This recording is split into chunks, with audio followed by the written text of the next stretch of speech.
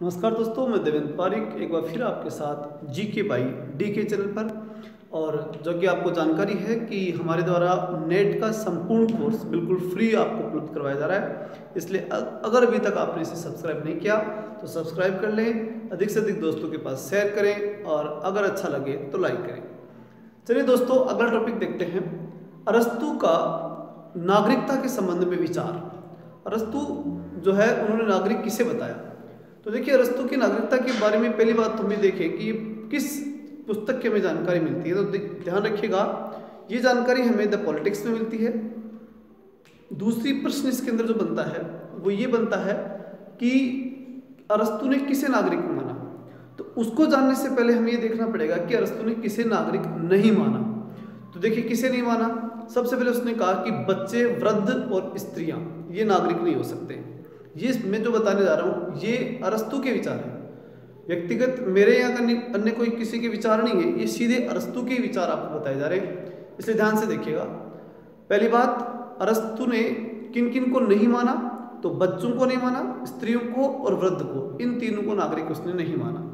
दूसरा, उसने विदेशियों को नागरिक नहीं माना, चाहे वो विदेशी बाहर जैसे राज्य के द्वारा निकाला गया विदेशी हो, राज्य ने उसे परित्याग कर दिया, निकाल दिया, या फिर कोई अन्य विदेश से आया हुआ व्यक्ति हो, अथवा जिसके माँ बाप विदेश के हों और वो वहाँ आकर के रहने लग गया है, अथवा वो जो है जहाँ माँ बाप यहाँ के हैं और खुद बाहर रह रहा है। कैसे भी किसी भी कारण से कोई भी विदेशी जो है वो जो है राज्य का नागरिक नहीं माना जाएगा।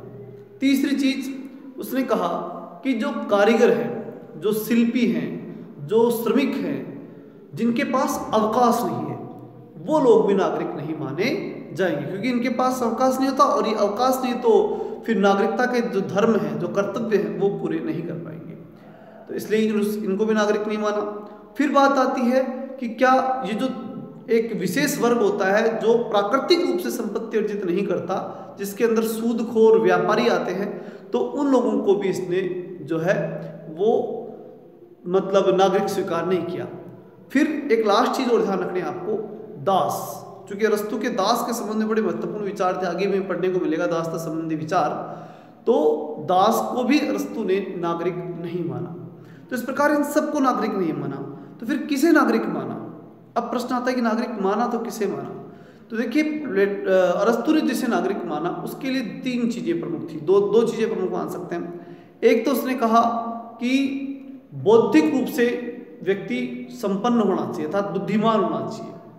ठीक है, क्योंकि जैसे उसने बताया कि श्रमिक, शिल्पी, कारीगर, ठीक है, तो उन लोगों को उसने बुद्धिमान की श्रेणी में नहीं रखा और नहीं उनके पास अवकाश। तो दो ही चीजें मेजर थी इसकी, एक वो बुद्धिमान होना चाहिए, दूसरा उसके पास अवकाश होना चाहिए, और तीसरी जो महत्वपूर्ण चीज थी वो थी उसकी रुचि होनी चाहिए।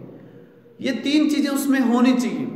और अभी थोड़ी देर पहले मैंने बताया कि क्या नहीं होना चाहिए। ये दोनों कंडीशन अगर मिलाकर के देखें तब जाकर के हमें मालूम पड़ता है कि इसने बड़ी विस्तृत रूप से और बहुत ही गहनता से जो है कुछ लोगों को ही इसने नागरिक बनाने का प्रयास किया, और उन्हीं लोगों को नागरिक दिया जो वास्तव में राज्य के कार्य आ सकते हैं, अर्थात वो राज्य के लिए कर्तव्य पालन कर सकते हैं, उनको ही इसने नागरिक के रूप में स्वीकार किया। ठीक है दोस्तों, आज के लिए काफी है। और अरस्तु की नागरिकता संबंधी विचार मैंने कंप्लीटली समझा दिए आपको, इससे ज्यादा विस्तृत कुछ नहीं है। लेकिन बस इसमें ध्यान रखने की बात इतनी है कि इसने जिन दो चीजों पर जोर दिया वो थे एक अवकाश, अर्थात अवकाश प्राप्त